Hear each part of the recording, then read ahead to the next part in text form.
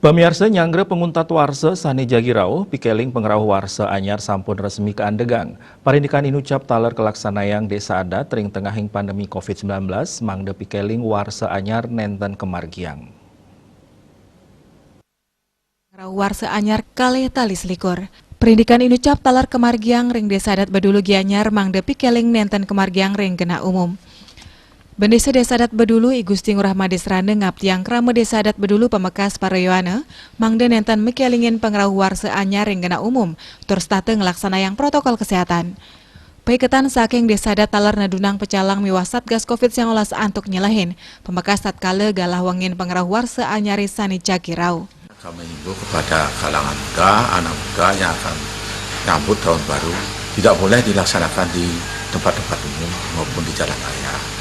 Nah, seandainya itu tetap ada pelaksanaan penyambutan perayaan tahun baru, kami himbau yang pertama secara tegas agar mematuhi protokol kesehatan.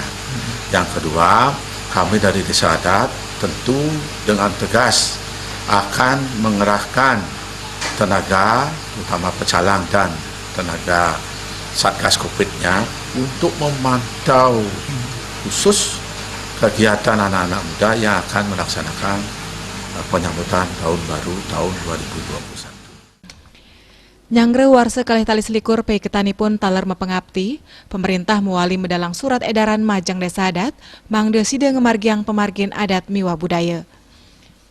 Andika Miwarisma, Bali TV.